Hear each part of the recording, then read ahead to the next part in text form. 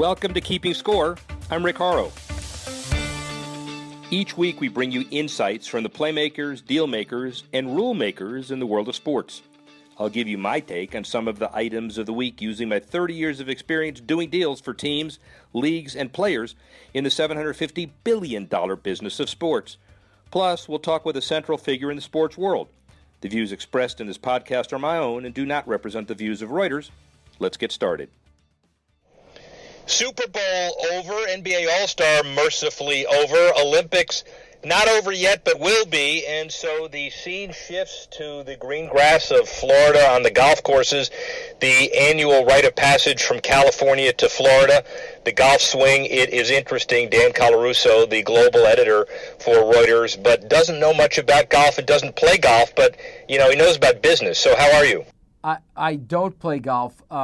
Although we had a very famous public golf course in the neighborhood where I grew up, elements of organized crime would often use it to not golf. That said, I am doing well, Rick. I'm enjoying the last week or so of the Winter Olympics, which have proved more compelling than we thought. But I'm interested to talk about golf. The Tiger Woods question popping back up, the Trump question popping back up now for this season. What do you think the stakes are? I guess you have it in your interview with Scott, but what do you think the stakes are this go around for golf? What does golf have to achieve this year? The reason why we put Scott McCarron where he is, and we'll introduce him right after the answer to this, is that this is really in many ways a defining moment for the golf business. We're over what we might have called the Tigerization of the tour, where everybody cared about Tiger Woods coming or not coming. Ironically, the Honda Classic is the weekend that we're taping this, and Tiger Woods has decided to play, and there's a whole crowd of people who will come because of Tiger and a crowd of people who will come because of others. The Champions Tour is getting better every day.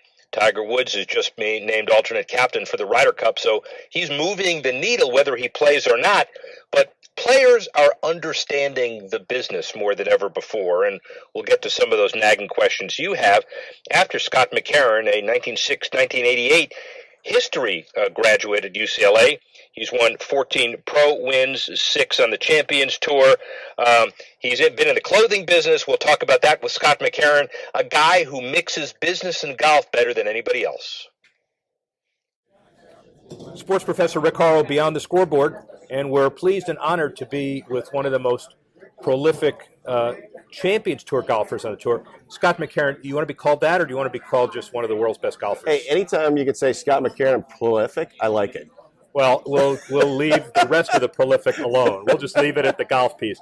But last year was a hell of a year for you on the Champions Tour. You win 4 times. You win a major. What's it like to win a major at 51? I'm 52 now.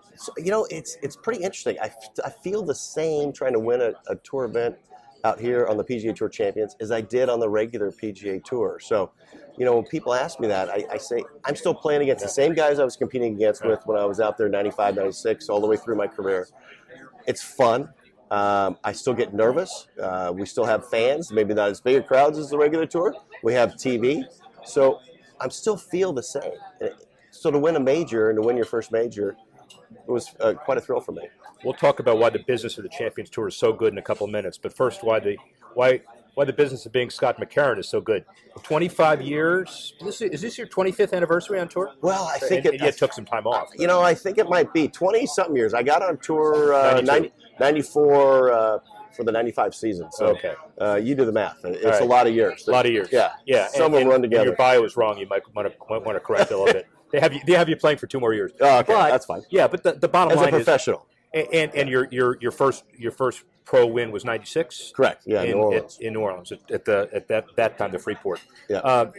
You went to UCLA, history major, good business background. Yes. Was there a time in life when you said, "Let me go pursue something else"? I did. I quit golf for 4 years after college.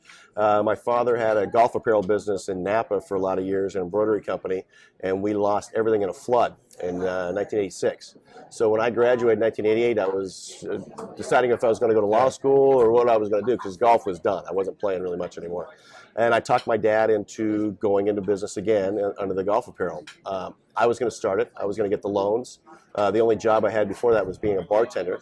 But that prepares you for law school. It prepares you for everything. Yes, exactly right. Yeah, that's right. So, I played golf with the guy who's doing the SBA loans, and he liked our idea and knew that my dad's background, he already had some success in it, and we were able to secure an SBA loan to start our first business. Again, doing golf apparel. And I wasn't playing much golf at the time, but I was running golf tournaments for charity events because I would sell them 144 shirts. Yeah, clearly. Wasn't such a great guy, but I enjoyed being around golf. I enjoyed helping these charities, but I was also there to sell them shirts, and that's the only reason I still play golf. Did you decide to take a respite from the business in '94, or did you say that's enough? I'm going to try it on the tour. Yeah, it was really it really started earlier on. So I graduated from college in '88. It was '91 that I first saw a long putter, and it was at a senior event, the Rayleigh Senior Gold Rush, at my home course in Sacramento, Rancho Murrieta, that I saw 5 or 6 of these guys putting a long putter. I'd never seen it before. I went home that night, made my own out of an old Ping Answer 2, and broke off the head of a 3-wood, shoved the shaft down there, and glued it together and started putting with it. And I started having fun putting and playing again, and playing some amateur events and winning them. And then I almost won the United States Mid-Amateur at Long Cove up in Hilton Head. Yeah. And that's when I decided that's what I wanted to do. I want to pursue golf again. Yeah. So. But golf it's almost like being a business entrepreneur. You're not guaranteed anything, right? The numbers are the numbers. The shots are the shots. It's more similar than different. Absolutely. It's like being a small business owner, in that, I'm employing myself, my caddy, my wife, and you're trying to travel around the country as cheap as possible and make money playing golf for a living. That's the mini tours, and it's very difficult. I did that for 2 or 3 years, playing all over, playing Asia and Canada, and Hooters Tour, the Golden State Tour in California. I mean, I was playing anywhere I could for any amount of money, didn't matter, but I wanted to get better, and I needed to play competition. What did the win in '96 get you as far as exemptions were concerned, and guaranteeing stability? Stability. I mean, I literally was just, I kept my card to the last event of the year in Las Vegas the year before, where I finished third by myself. And then 10 events later, I win New Orleans. So I went from being a guy that was going to have no job at all of a sudden finishes third in a end of the year tournament, and then 10 tournaments later wins in New Orleans and gets to play the Masters 2 weeks later. Right. And almost win that. I finished top 10 and had a chance. So that was huge to be able to win your first event and to know you could do it. And then Bell South's good to you. You win there twice. Bell South, then I go and win again the next year. Yeah. So here I am, kind of the young guy on the tour, winning twice in my first 3 years, which was a big deal back in that day. Were you a big timer at that point? Did you realize that? Were you the next Tiger Woods? I was not the next Tiger Woods, but I did think that, hey, I can keep doing this. Yeah. And every time I put myself in position, which was only twice, I won both times. So I'm like, I'm pretty good when I get in position.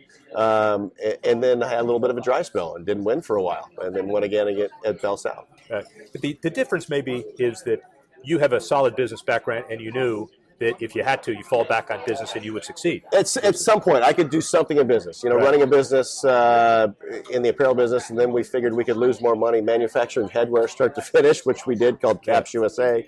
Very difficult businesses at the time, labor intensive, 40, 50 employees, sales force, the whole bit.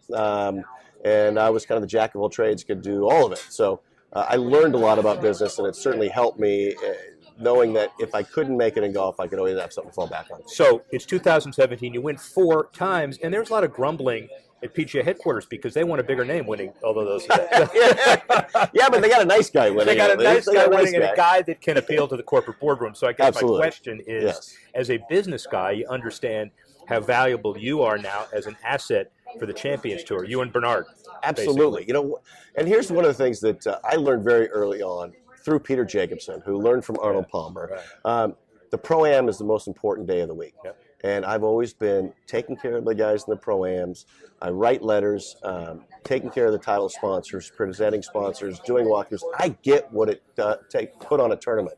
I was the host and helped run the Reno Tahoe Open for a lot of years. I've ran charity events, I've ran tournaments. I know the amount of time and effort that goes in. So I'm very appreciative of everything that goes on. And I think I just got a little bit different perspective than a lot of guys who just come out and play golf only. Very important question. The women get it. Mike Wan makes them get it. The Champions guys get it. You're mature. Yes. Also, you're over 50, so you know it. Correct. Do the existing tour players get it enough? I think more guys need to get it. And I honestly think there needs to be a program again for every rookie that comes out has to go for a day and shadow the tournament director. Yeah. Absolutely. And we used to kind of have to do that when I first came on tour. Can the tour make that happen? They used to do that. Yeah, I mean, we used to do that. And it was an eye-opening experience. I think the PGA Tour is in a great place right now. You've got some phenomenal young men. Ricky Fowler, Jordan Spieth, Justin Thomas. These guys get it. They are great for the game. So I think the tour is in good hands. And they're also legitimately trash-talking friends themselves. They're friends and they're buddies. I think it's a wonderful time for the PGA Tour. And I hope that more guys in the PGA Tour see what they're doing and follow suit. So golf's in good hands? Oh, I think so. You know, every year at all levels, every era, you know, new guys come out, and I think golf is in really good hands. I mean, you're starting to see an uptick in rounds played. You're not seeing the golf courses close like they did. People are having to streamline. The golf courses that were good stayed open. The golf courses that maybe needed to go away did. So, you know, again, it makes the whole industry stronger. How does the lack of golf course acreage stay ahead of the technology? Well, you know, again, is the amateur golfer hitting it any farther now than he was 10 years ago? Not really. The PGA Tour players are. Right.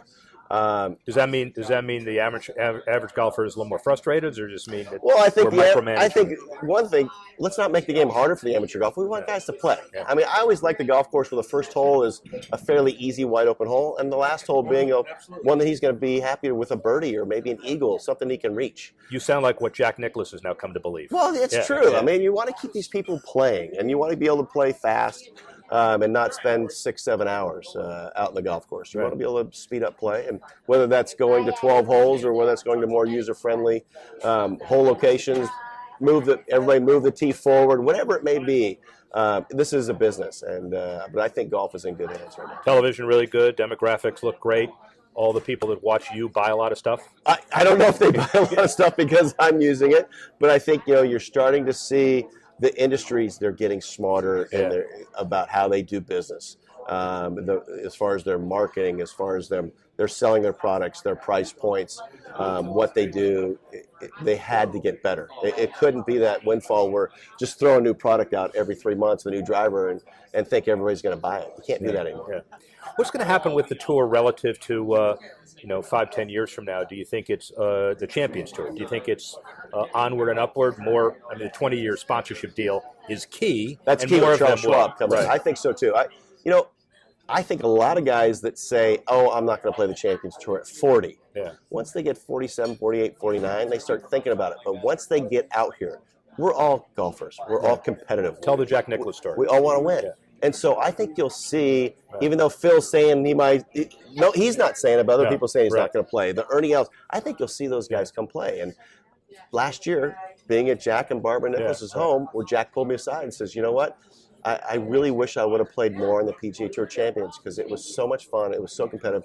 I loved it. I wish I would have played more." When you have the best player that's ever lived, say that. That's how much it means to be competitive and play. Just really quickly, because I know there are a lot of other issues. What's the business of Scott McCarron look like? I mean, you certainly make your annual nut. We don't need to deal with this. I'm not the IRS, but from a business perspective. Well, the business perspective is I've met a lot of great guys playing in pro-ams and playing throughout my career. I've got some phenomenal sponsors right now. With Active PDF, with Microsimming, with Hotline Construction. Yeah. Take your time with that. That's okay. Yeah, they are great guys, great companies.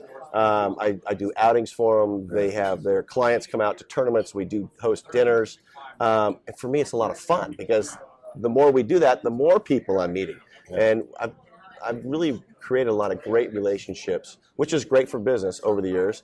Playing golf. I mean, to be able to do what I do for a living at 52, I sometimes have to pinch myself that I keep doing it. This is wrong because I just met you. You're not humble, but you're grateful and you understand the opportunity. There are a lot of people who feel entitled and empowered. You're not that way. I'm not that way. I wasn't raised that way. I also, because I took a different approach to get out here on the PGA Tour and to play professional golf, I think I've got a little more appreciation than somebody that just went straight from college right to professional golf, never had another job. And you already understand the business of golf, and you grew up in the business, which is a unique perspective. So what happens after your drives go 230 as opposed to 290? Golf course design. I want to buy a new driver. What happens when that doesn't happen? All right, so whether it's 10 years from now or if longer, 15 years from now, is it golf course design? Is it marketing? Is it equipment? Is it retire? What are you going to do? It's interesting. We'll cross that bridge when we come to it. Yeah, clearly. We all know that there is an end, and I think that's one of the things that being out here in the PGA Tour Champions. I know there is an end in sight, and it's maybe 10 years. It could be 8 years. It could be 12 years. On the PGA Tour, when I got on, I never thought of an end in sight. I thought I was just going to keep doing this forever. So because there is an end sight, I do see that. I'm going to play until I can't be competitive anymore. And then at that point, I'll find some place to go fishing. But I'll probably maybe start a little business doing something else because I still enjoy business. I still enjoy meeting people. So I'm not going to be the guy that just sits there and fishes all day. UCLA, are you back to, you help UCLA golf? You deal with some of those? I do. Derek Freeman is a good friend of mine. He's our golf coach there. When I was living in Southern California, I would go, once a year or so, and we'd go play golf and mentor some of the guys and have them out to dinner when they come play in Palm Springs and La Quinta. I'm really excited about Chip Kelly. I was going to say, Chip Kelly plays, by the way. You ought to make sure that you tell him how to slow that off. He's a very, very good friend of Peter Jacobson's, and I met Chip Kelly earlier this year. Very happy with that hire. I think he's going to do a great job. Well, your career is, you did Golf Channel for a while, didn't you? I did Golf Channel for 2 years, and then I worked for Fox for 2 years. Yeah. I did all their majors. And it was a lot of fun. I learned a lot being an on-course announcer because I always thought, you have to play your best on Sunday. These guys didn't always play their best, but they didn't let little things bother them. One more question. So it was 06, 07. I forgot what the number was, but you were laid up for a while. Yeah, 06. And were you 06? Were you thinking that that's it? So let me go into business, or was it always let's get back? That was my first injury, and I tore the radialis brevis tendon off the bone in my right elbow. So when that happened, I'm like, I'm going to come back, and I'm going to come back stronger, and I'm going to be better. The injury took me a year and a half. It was a long injury, and it was very difficult to come back from. But I did. I came back, kept my card, had a couple more just okay years, and then I was in the 126 to 150, and I was really struggling to get back because I just wasn't playing enough. Wasn't getting the opportunities that I'd had before. So how does it feel, final question, to be the face of us old guys? Yeah, it's pretty neat. I get recognized a lot more now from the PGA Tour Championship you won more than I ever did on the PGA Tour. Yeah, it's fun. And if I can help some guy say, hey, if he can do it, I can do it. I got to thank my wife. We got married a year and a half ago, and she's a triathlete and a workout fanatic. And to be able to chase her around has really kept me young. Thank you, man. Scott McCarron, thank you very much. Thank you. So Scott McCarron, one of the leading winners on the Champions Tour last year. He certainly understands what the business of golf is like this year. So as you hear the interview, but also as you're talking about some of the big issues in golf, Dan, what kind of strikes you as some of the biggest issues you're concerned about in the golf business? Well, I'm concerned about a couple of things. I think the health of the global economy is a plus for golf. I would bet economic trend-wise, wealth creation-wise, and I guess with the development and the interest rate environment in the U.S., we've had ample golf course development and real estate leverage. So now I wonder, can they get young people to start playing? Last week you interviewed Scott Hamilton, and he was very articulate in talking about how to get families skating together. How do I get scale audience back on the golf course without an inspirational star or two, such as a Tiger Woods, consistently accessible, winning character? How does big golf do that? Yeah, and a very good question at a lot of different levels. So, Jack Nicklaus, who's now 78 years old, by the way, which is incredible, he's talking about his program called Play It Forward. The holes are even bigger. You have 15-inch holes for some people just starting, which is something that I would love. The people who are just starting get to go down the fairway a little bit. Bottom line is the people who cared about the traditions of golf are now understanding the most important issue is it's got to be fun. And women have to be able to play, and kids, and boys and girls, and international as well. Tiger led the Pied Piper of his generation into golf, people who didn't ever touch a club before. But now, what is the next step? And it's not the superstar, it's the institutionalized program on the men's, the champions, and the women's tour to get more kids playing than ever before. We have 5 million kids who are playing today that weren't playing 10 years ago, and so the trend has to continue. Right, but when I think back to the leaps that sports leagues have made. Baseball post World War II, a huge leap in the talent when they integrated the leagues. A huge leap in talent that kept bringing people and characters. And when I think about the NBA, the resurgence of the NBA started with Larry Bird and Magic Johnson after the drug scandal and some of the kind of lackluster days of the NBA. And I just feel like in golf, it really does. We do need that kind of hook in there, because without it, the game doesn't feel like it's built for a lot of people. And I think that's golf's eternal challenge, a lot like tennis. But I think golf more dependent. But what golf has on its side, I think, and you could address this a little bit better. The big brands are there, right? The big sponsors and the big equipment brands, and they get their message out probably as good as anybody's going to get. So I guess the some of the leverage and some of the pivot is going to be on those guys, right? Yeah, very important. So Nike was in with Tiger. They're not as much as they were then. They're in internationally. They're in a little bit more equipment. Callaway clearly is in. Titleist in. All the conventional big brands in. The crossovers, the Reeboks, not as much. Under Armour clearly in. Jordan Spieth and they're big into the superstar.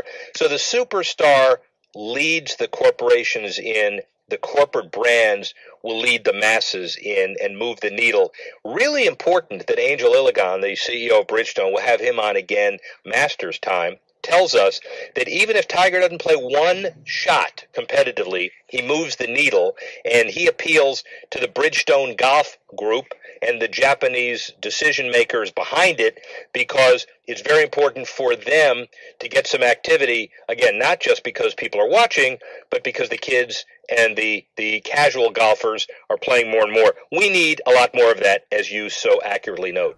Yeah, I mean, I'd make the argument, does that say more about Tiger or more about the mediocre cast of characters that are that have tried to fill his shoes, right? I mean, it's a double-edged sword, right? I wonder, from your point of view, Rick, is there a big international pop that golf is going to get in the next 5 years? I mean, I guess the golf has made inroads into China. Obviously, a good crop of golfers, and Asia is the big growth engine for most professional sports. Do you see that as being a thing? Is there another play or another region that you'd be looking at if you were the PGA? Yeah, I'd be looking at South America, but I'm wrong. And I was looking at it 3 years ago, as was everybody in the golf industry, because Brazil was going to be it, and everybody was going to talk about building golf courses and more Brazilian golfers.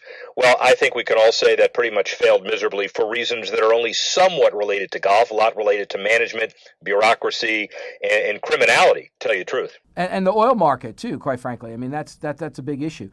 Yeah, but so luckily now the Olympics, people haven't given up on the idea, and the 2020 Olympics, as we know, is in Tokyo, and Japanese golf needs a kickstart and a push. There's not a whole lot of land available for more courses.